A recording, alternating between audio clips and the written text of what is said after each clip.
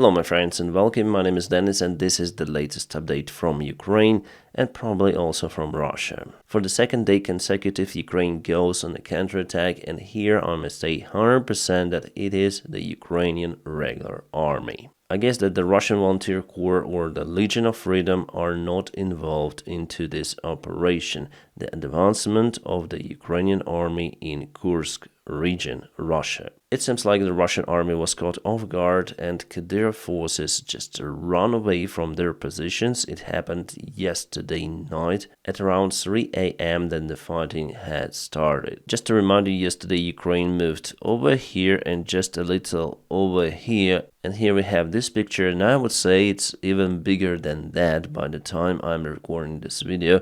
We have just this official military map from one of the analytics. So it's reported that the biggest settlement, the town of Suja, has already been taken by Ukrainian army. Moreover, the fights are going behind the city. And Ukraine already took more ground than the Russian armed forces in the Kharkiv region, northern part of Kharkiv region. Remember, the advancement in Vovchansk and Lipsy, so here Ukraine was actually more successful compared to the Russian army. What is also important that Russia had two of the defense lines. One is just near the border, the other one is a little behind, and both of those defense lines of the Russian army were penetrated by Ukrainian army. And guess what? There are no more defense lines on the way. Russia wasn't really prepared for this full-scale assault. About the number of the Ukrainian forces, well, those could be thousands actually. Several of the brigades are taking part in this event. Kurilovka and other settlements have been taken by Ukraine, or you may say in this case, liberated. Why liberated? Because at the beginning of the last century, Suja was the capital of the Soviet Ukraine. By the time there was the fight between Reds and Whites, the civil war in the Russian Empire, Bolsheviks captured some of the territories and they call it the Soviet Ukraine, with the capital of Suja town. But yes, I understand it was just temporary, but it went to the books. Later on, Bolsheviks occupied all over Ukraine, and after some time the Ukrainian Soviet Republic was formed, almost in the borders we know it right now. Guys, if you like the job that I do daily on YouTube, you may also consider supporting me on Patreon. The link for my Patreon page you may find just in the video description below. Thank you so much for your motivation and your kind support. But what do Russians show us on their military maps? Well, according to their information, Ukraine advanced even further, up to Kornilo town, which is roughly 25 kilometers away from the front line, so Ukraine is really successful out there. The Russian defense, as I told you, was just broken. Yeah, hopefully you can see, so here's the border with Ukraine, and all of that territory was taken by Ukrainian army, quite a lot. Well, Russians still cannot confirm whether Ukrainian army entered Suja, but we know that Ukrainian army is there from locals. And Russians claim that Ukraine still has reserves of around 2,000 soldiers to be used in this attack. Okay, I see it over here. As for Suja, Russians say that it is partially under Ukrainian control, but the rest of the town is in a gray zone, so Russia lost the control over Suja. And they even show the arrow how they move out from the city or from the town. It is over here. About the losses, well, there are many from both of the sides, but mostly Russia loses its equipment and its military. At the same time, I may admit that they use Lancet drones to hit Ukrainian vehicles too, so Ukraine also has losses, but not as dramatic as the Russian side. We know that in Aleshna the Russian army was encircled and the soldiers, conscripts and the border control just surrendered to Ukraine. They didn't have any sort of the supplies to hold there for a long time, and as I say to you, Ahmad battalion left them without any backup. There's the video which I shared on my channel showing dozens of the Russian soldiers surrendering at the same time. There was no other way for them, and in general Ukraine already imprisoned around 300 Russian soldiers. Good thing for the further exchanges. Now let's go to the Google Maps. I just want to show you how far Ukrainian army has advanced. So Suja and Ukrainian army is somewhere over here. So this area is taken for sure by Ukrainian army. And on the north, Ukraine was more successful. Ukrainian army took this road and advanced directly towards Kornivo, taking all of those settlements under control on the way. Korniva is kind of the big town out there, and I know that some of the locals stayed in their homes. They didn't want to evacuate and leave their households. Medics and doctors from the local hospital, however, left it. Well, some experts say that the goal for the Ukrainian army is the Kurchatov nuclear power plant, but to advance there, Ukraine should cover quite a lot of distance. For now, Ukraine is just over here. And also in Korniva, as I showed to you. And we should understand that Russia is sending their forces, the reinforcements, to compensate the loss of the defense lines. It's the only thing they can do to stop the Ukrainian army. Also, Russia has aviation and Iskander missiles. However, there's lots of the friendly fire out there. I mean, from the Russian side, and I'm gonna show you it a little later in this video.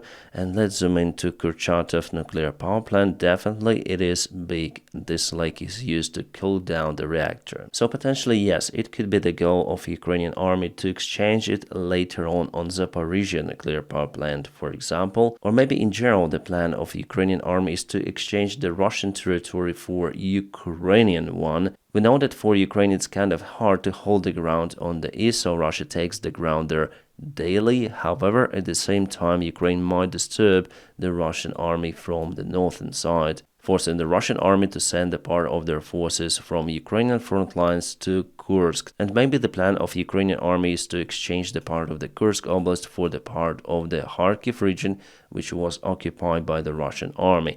But Russia definitely is in panic. That in Sudzha there is the hub center for the Russian gas, which then goes to Ukraine actually. So I consider it as the strange theory that Ukraine really needs that part of the pipeline, because after it goes to Ukraine, as I mentioned to you. So what Ukraine might do with this one, what it can do on its territory, I'm out of clue. Putin was looking kind of sad on his today's meeting with his Council of Security. He said that Ukraine violated some sort of the law. Yes, it's the leader of the country which started the full-scale war against the neighboring country. Now says that the Ukraine conducts the crime, and also the Russian Foreign Ministry called other countries and international community to condemn the Ukrainian strike on the Russian territory because it violates the international laws, while the Russian government is just a joke. The Russian officials, including the general commander of the Russian army Gerasimov, said to Putin that they will repel all of the Ukrainian strikes, that the attack of the Ukrainian army was already stopped by the Russian army. Well, just to remind you, yesterday Russia was saying that they repelled the attack and kicked the Ukrainian army back to its territory. But today we see that the territory which is under Ukrainian control has just expanded. And probably it will continue to expand. It all depends on the supply lines which Ukraine might provide to that region. But definitely the Russian Tsar is not satisfied with recent events.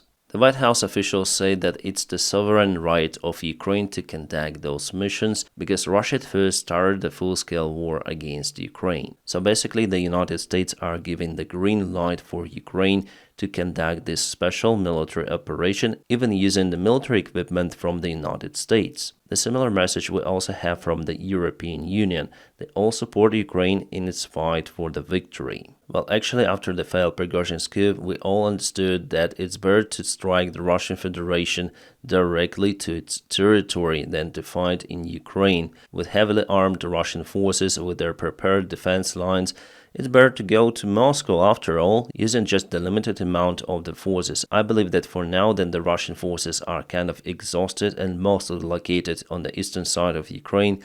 25,000 soldiers would be enough for Ukraine to go to Moscow, as Prigozhin did before marching from Rostov Oblast. But there Ukraine have to limit its activity, maybe just to the Kursk Oblast, because if Ukrainian army goes to Moscow, well, maybe then Putin will use tactical nukes. Remember yesterday I showed you those pictures of demolished Russian tanks? Well, actually it was a friendly fire from the Russian K-52 helicopters. We have the bigger video about the case, and definitely those are towing trucks totally kaputted with the tanks. This video with the comments was shared by the Russian channels, and indeed it was a friendly fire confirmed by Russian Z bloggers. Well, mainly the information I'm able to collect is coming from the Russian side. Ukraine is damn calm about this event. I have never seen such a silence from Ukrainian officials. It's something really unusual. Also, on the deep state military map, there are no updates about those events. Probably everything was negotiated with the Ukrainian government. Deep state is also silent about the case.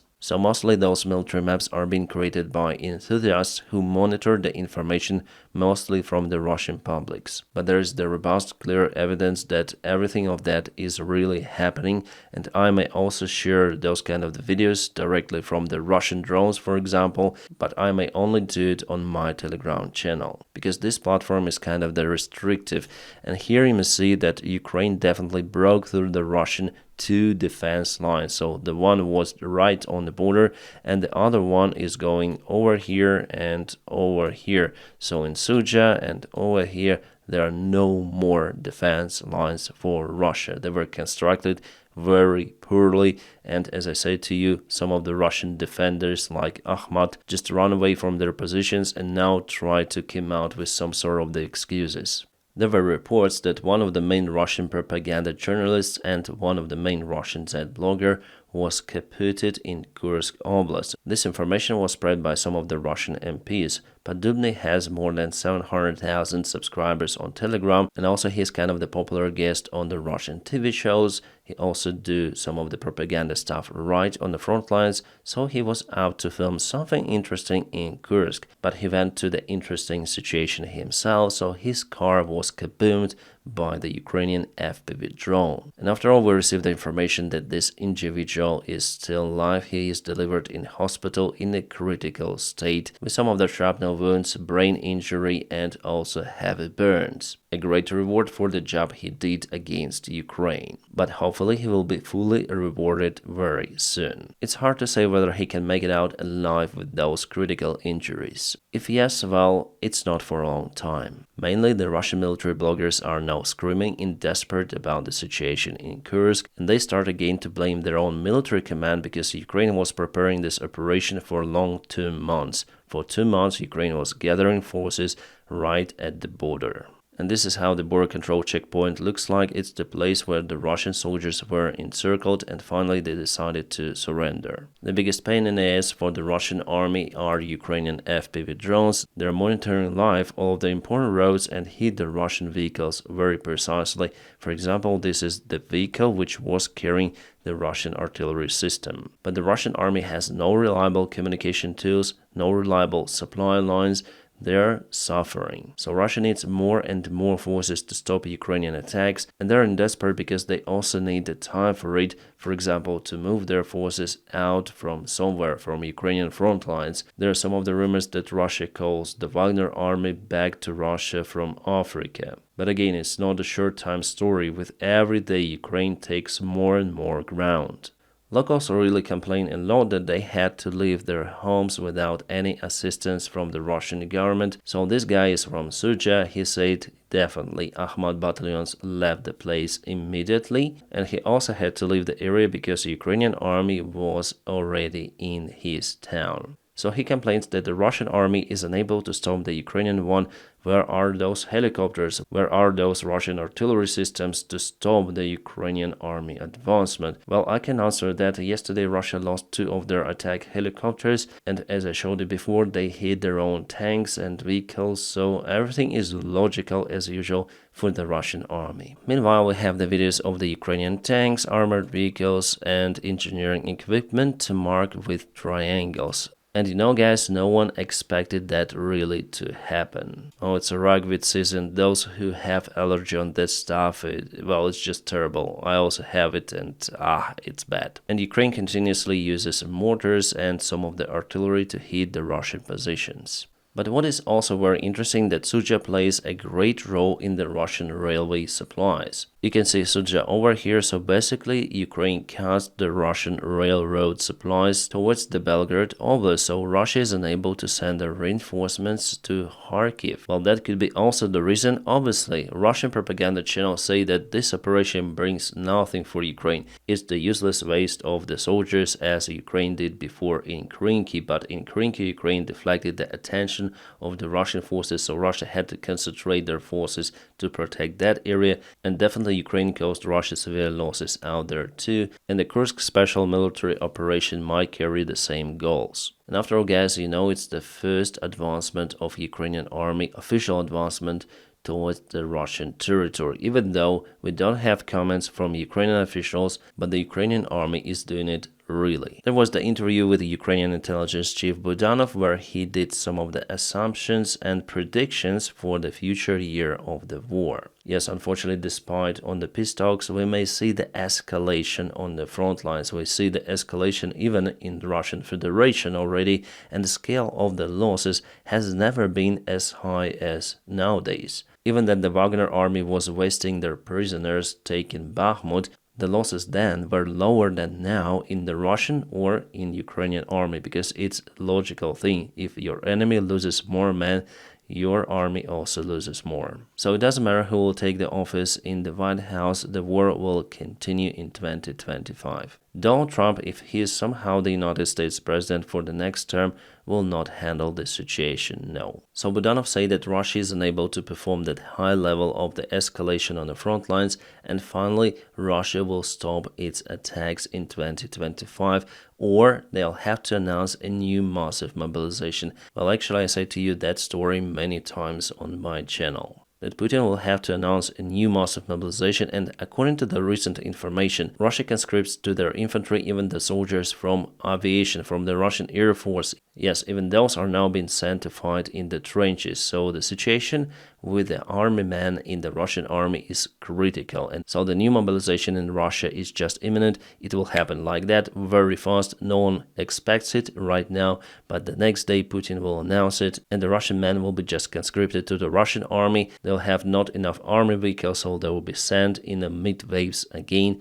to fight and finish their lives in Ukraine. That's why actually Putin wants the ceasefire. They want to take as much ground as possible. They want to release pressure on the army to accumulate enough resources to strike Ukraine again. It's the never-ending war while Putin has the power, or his circle has the power. Alright, and now let's go to the front lines updates in Ukraine. So Russia today occupied Serhivka village. It is the Pokrovsk direction where the Russian army is the most successful. So yesterday and today, I think we should zoom out a little. So yesterday, today. And they moved closer to Pokrovsk. As you may see, it's not really that far away already. And as usual, we measure the distance from the town edge towards the front lines, and it's 15 kilometers, a little less than 15 kilometers.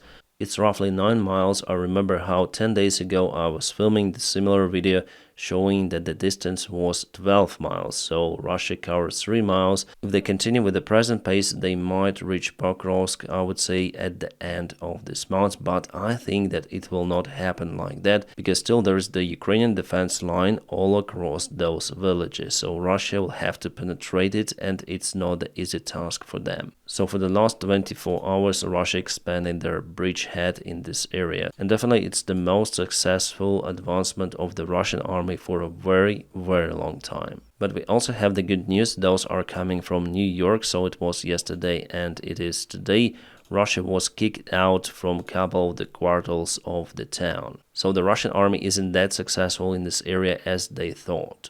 If we speak in general, the Russian success is just tactical and very limited on the east. And 100% that Russian army is unable to keep the present pace for a very long time. The Pokrovsk could be their major goal for this year, and there is the chance that they might get to the city. But it's really hard to predict the situation after the special military operation of Ukraine in Kursk. Alright, about the possible Iranian strike on Israel, well, media sources worldwide just tired of waiting, and they start to say that probably Iran will not strike Israel. We have the information about it from Politica. They say that the United States of America diplomatically pushed Iran very hard and showed them the possible outcomes for their country. So now the sources say that Iran may reconsider its strike on Israel. Well, anyways, we'll see how it goes in the nearby future. And now, my friends, please don't forget to press your huge like to this video. By doing so, you help me a lot, really. And as usual, I wish you all a peaceful sky wherever you are, and have a great time.